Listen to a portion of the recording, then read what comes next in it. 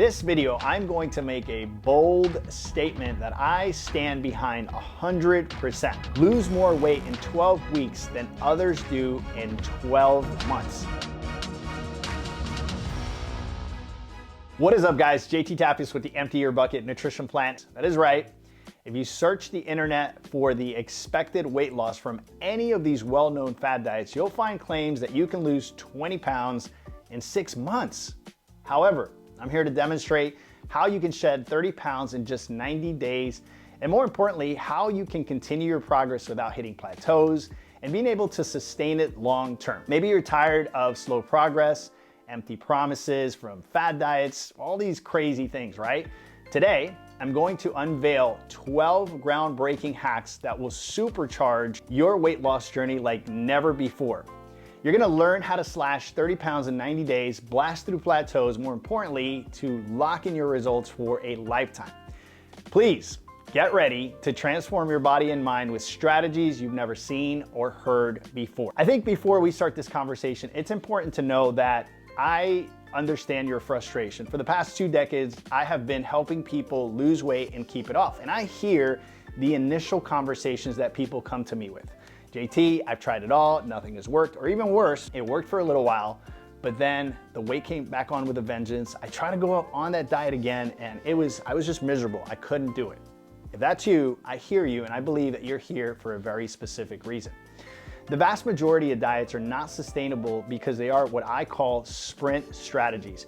You do really well in the beginning, but then once you go into the friction, into reality, then all of a sudden it becomes really hard. And if you derail just a little bit, that weight comes right back on. Very, very frustrating. It's a one-way or the highway type of strategy. We already know these things don't work. On top of that, you see people, they're hungry, they're miserable, they lack energy. That weight comes right back on with a vengeance, and they experience this thing called learned helplessness. Learned helplessness from a psychological standpoint says that you've tried a bunch of different things a bunch of different times, and for one reason or the other, it hasn't worked for you, and now your subconscious brain is just pushing back on everything and simply saying, this doesn't work, give up, go try something else, and you're frustrated. And if that's you, I'm here to say that there is hope. But we need to understand some things, right? I truly believe that the brain has a watchdog. If you think of a watchdog, it's there, right? It's protecting, it's on alert. And so if you've tried a bunch of hard things, that watchdog of your brain is pushing back on anything that is difficult or uncomfortable.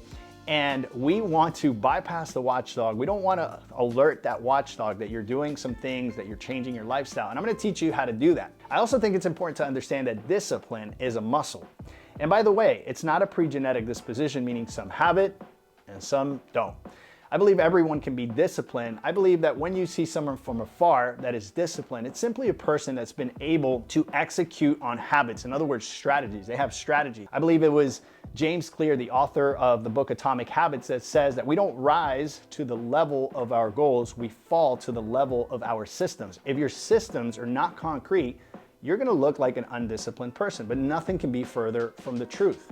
And so we need strategies, and also we need to let that discipline, those habits, relax for a little bit. And so we need to build that into our strategy. Here are 12 ways to supercharge your weight loss once and for all. You've probably heard of all the famous ideas out there with fasting. Fasting has been one of the most popular things out there right now. Everyone is intermittent fasting. Everyone's writing about autophagy and all these big words. And I see a lot of people out there using fasting as a way to lose weight. And I always say that the only way fasting is actually productive when it comes to weight loss is if when you start eating, you eat the right things, which, by the way, isn't that true regardless of whether you fast or not? I think you know the answer. The answer is yes. So then why is fasting important? Well, fasting creates this process of ketosis. It speeds up your ketosis so that when you go into that window of eating, right, you already have some momentum because your body's already utilizing ketones for energy. That's super, super important. So point number one is we can utilize the strategy of intermittent fasting to speed up the ketosis process. And then when you actually go in to eat the right macro balance, that is going to supercharge your weight loss. So number one, you can use intermittent fasting. If you're not a faster, be careful, meaning that if you get out of your fast and you go into your eating window and you take out a small village because you can't control yourself, then we need to pull back a little bit And fasting needs to be a progressive thing. If you're used to having breakfast at 9 a.m., push it out to 10, and then the following week to 11, and then all of a sudden you're in the 12:30 p.m. mark, and now you can intermittent fast, but you need to work your way there if you are not a seasoned faster. Number 2, I'm gonna talk to you about lean protein. Proteins are amazing because animal protein, specifically animal protein, spikes the least amount of insulin than any other macronutrient. It still spikes insulin, but not a significant amount, and it's very, very satiating. This is one of the beautiful properties of protein. And so if you're having 6 to 8 ounces, ideally, of protein per meal, that means you're gonna be satiated, you're not gonna spike a lot of insulin, and this is really, really gonna help the process. If you depend on plant-based proteins, just know that your absorption process is gonna be very different than a person that actually eats animal protein. The person that eats animal protein is absorbing proteins at 25+%, where, you know, if you're eating plant-based proteins, it can be a 17% absorption rate. And so it's a little bit more challenging, but it can still be done. We have lots of vegans, vegetarians that come to our program and still do amazing.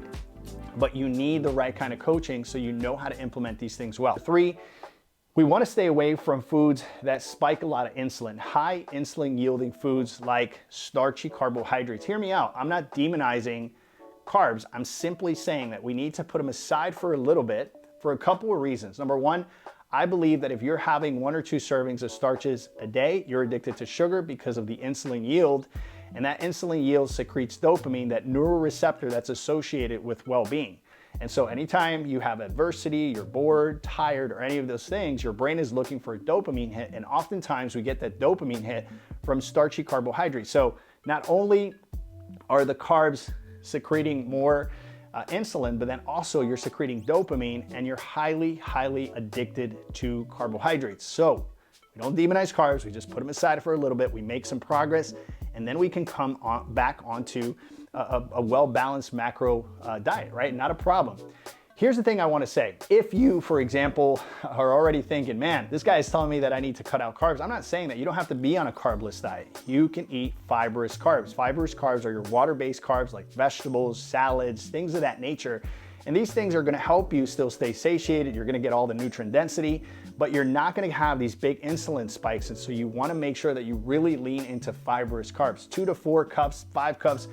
You can eat a football field of fibrous carbs and it won't affect any progress when it comes to weight loss or decreasing body fat percentages. So look for the leafy greens, and that's really, really gonna help. Number 4, you need healthy fats, okay?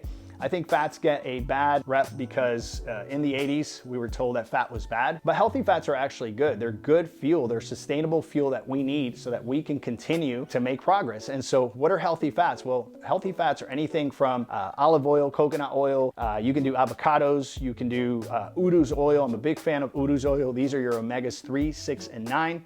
And so lean on these fats because these are gonna give you energy, they're gonna keep you satiated throughout the day, and it is an important macronutrient that you need to bring in, because if you take the carbs out, and you don't incorporate healthy fats, you're going to struggle and you're gonna feel lousy. Number 5, you need to up your fiber. We don't eat enough fiber. So there's a reason why the vegetables are called fibrous carbs, because there's a heavy dose of fiber in vegetables. So we need to up your fiber. If you are one who doesn't like fiber, then I would say there's plenty of powders out there that allow you to bring in fiber without having to eat the vegetables. For example, and we have a supplement which is a green powder. There's very little calories, if at all, in there. And there's no sugar, so you're not spiking any kind of insulin. The spike is very minimal. You're gonna get your greens in, but any green powder can help, or any supplement that is going to bring more fiber in can help. Ideally, you wanna have some fibrous carbs. Number 6, you wanna super hydrate. Most of us are incredibly dehydrated, meaning that we drink a little bit of water here and there, but most people are incredibly dehydrated. So we need to bring in an electrolyte. Any electrolyte that has 0 calories will help.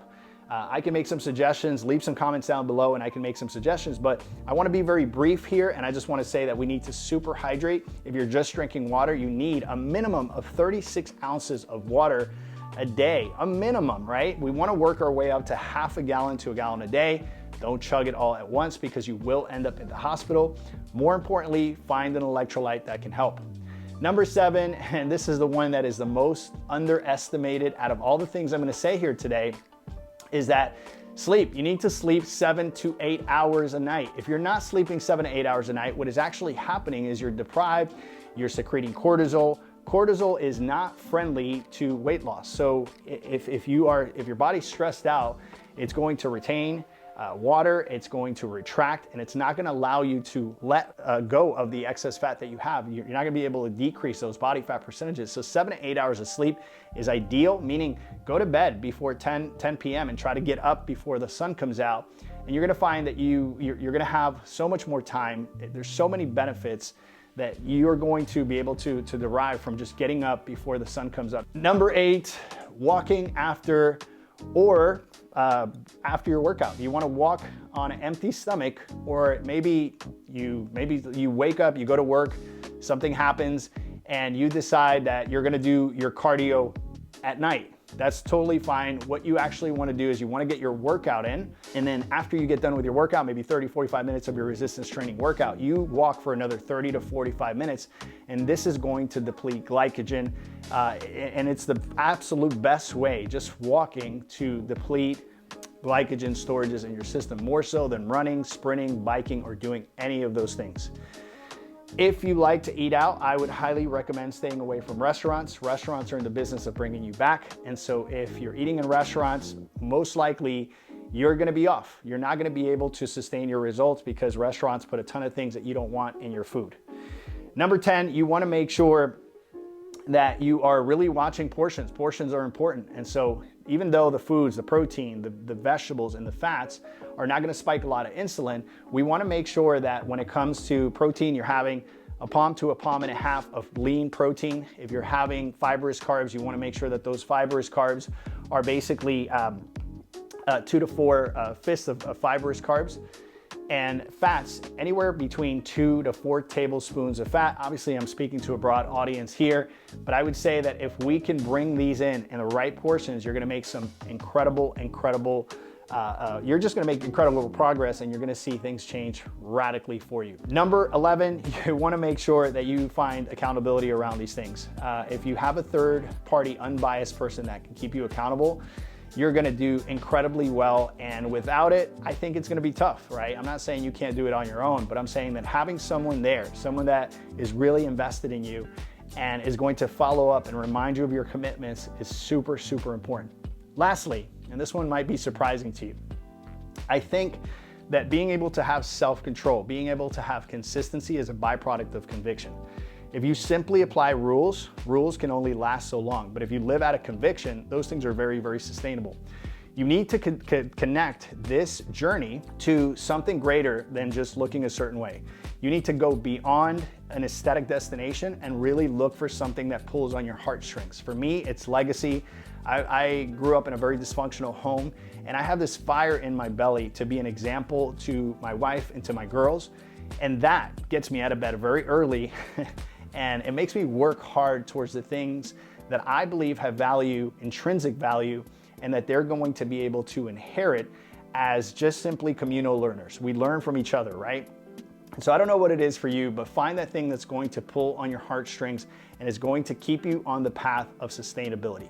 My name is JT Tapias with the Empty Your Bucket Nutrition Plan. I hope you enjoyed this video. More importantly, I hope you put it to action. And if you do, I know you're gonna get amazing results. If we're not family yet and you haven't subscribed to this channel, please do so.